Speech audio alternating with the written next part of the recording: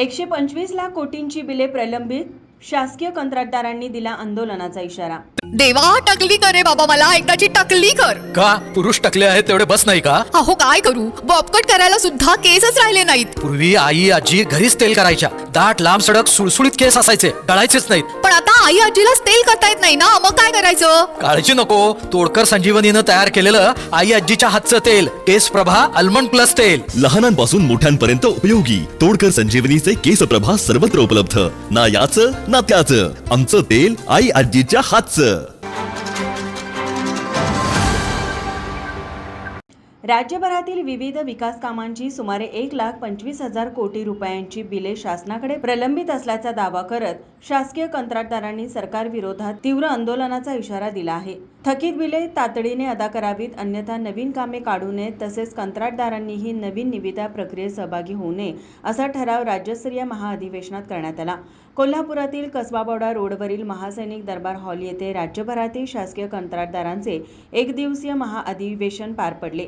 या अधिवेशनात सार्वजनिक बांधकाम, जलसंपदा, लघु पाटबंधारे, जिल्हा परिषद, जीवन प्राधिकरण आणि जलजीवन मिशन विभागातील कंत्राटदार उपस्थित होते।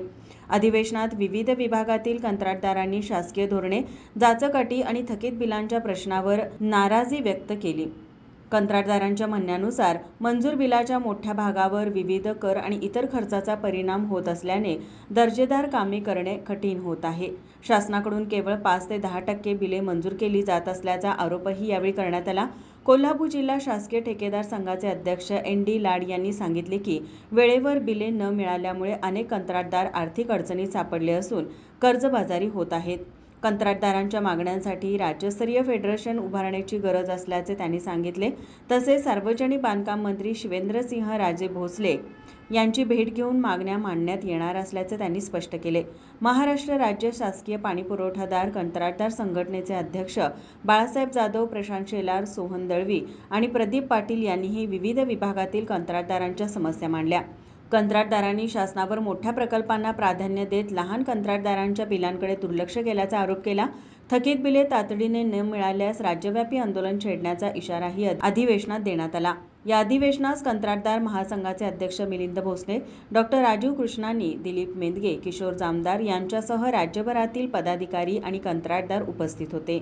माझा महाराष्ट्र न्यूज कोल्हापूर। ताज्या घडामोडी पाहण्यासाठी माझा महाराष्ट्र न्यूजला आजच सबस्क्राईब करा।